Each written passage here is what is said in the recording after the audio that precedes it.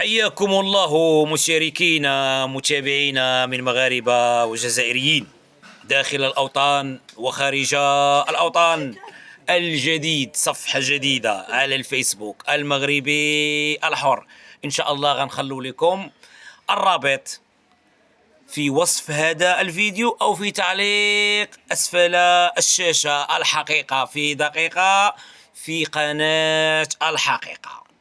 أش واقع؟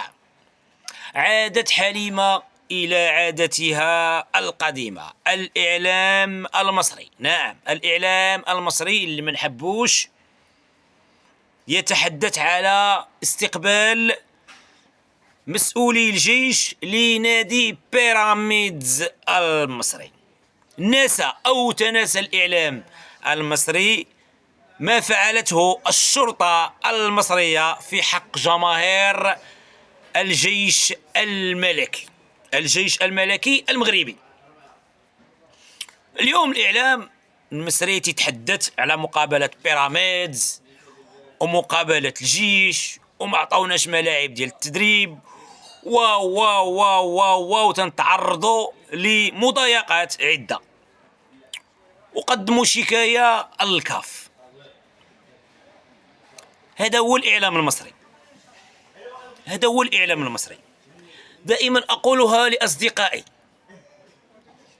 مهما الخلاف والاختلاف في قضايا عدة ما بين المغاربة والجزائريين، وقالوا حتى إعلاميين ومحللين جزائريين، قالوا مهما الاختلاف بقات علاقتنا الرياضية علاقة جميلة ما بين المغاربة والجزائريين. ما كاينش خروج عن النص، ما كاينش خروج عن النص. هو كاين مشكل كبير ما بين المغاربة والجزائريين، كاينه قطيعة، ولكن في الرياضة سمينا على عسيلة. ما عمر وقع الجماهير المغربية أو الجماهير الجزائرية ما وقع والو، ديما سمينا على عسيلة إلا مع الإخوان المصريين، وبالخصوص ماشي مع الشعب المصري، مع الإعلام المصري، مع الآلة الإعلامية المصرية. الإعلام المصري ما تحدثش على استقبال السيء لجماهير الجيش الملكي، ولكن يتحدث على استقبال مسؤولي نادي الجيش الملكي لنادي بيراميدز. العين بالعين والسن بالسن والبادي أظلم. هذا هو التعامل اللي خصنا نتعامل معك راجل، نتعامل مع راجل. اللي استقبلني مزيان نستقبلوه مزيان، انتهى الكلام. سير رفع شكوى للكاف، من حقك ترفع شكوى للكاف كما الجيش رفعات شكوى للكاف. ولكن اليوم نتوما كاعلاميين اليوم تبغوا تسخنوا الطرح وتضغطوا على نادي الجيش الملكي. هادشي ما ياكلش، ما غياكلش ليكم. نسيتم او تنسيتكم، ولكن انا باقا لي هنا، انا ما ننساهاش حتى حنا راه بعض الاحيان تنرتكبوا اخطاء. وانا صغير عصفور نطير نلعب ملحير. اقصائيات كاس افريقيا 98 في بوركينا فاسو، في المجموعه كانت فيها مصر والسنغال والمغرب ومنتخبات ما بقيتش عاقل عليها. المهم حنا تأهلنا والسنغال خوتنا ابناء السنغال كان خاصهم فقط يتعادلوا معنا هنا في الرباط ونتأهلوا حنا والسنغال في اقصائيات 98. شنو درنا حنا نلعبوا بمنتخب الثاني، نلعبوا بمنتخب احتياطي، لان مقابله حنا ديجا تأهلنا لبوركينا فاسو. تعادل امام نتعادلوا او نهزموا حنا مؤهلين.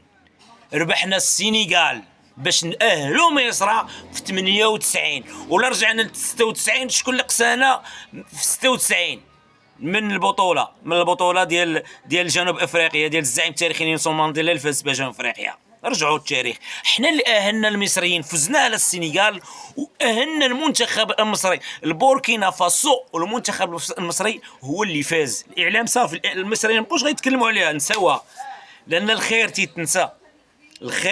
تيتنسى، انا ديجا مأهل ونتعادل مع السنغال وندوز مع السنغال. انا بالنسبه لي ما نأهلش مصر، لان مصر تكون منافس ديالي، من حقي انني نقصيها وندخل بمنتخب احتياطي وندس انا والسنغال، وكان بالامكان احسن مما كان نكون فزنا حنا بكاس افريقيا 98، لانه هو فريق كبير، دائما الفريق كبير. لا لقيت له الطريق كيفاش نقصيه عادي، داخله في الكره. اهناهم في اقصائيات كاس افريقيا 98، وكان اعتداء من طرف الجماهير ومن طرف حسام ابراهيم على نور الدين نيبت، وخروج نور الدين نيبت بالورقه الحمراء. واذكر يا تاريخ واش هذه يا تاريخ.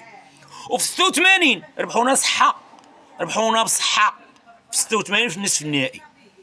هذا هو الواقع، هذا هو التاريخ، والتاريخ لا يرحم.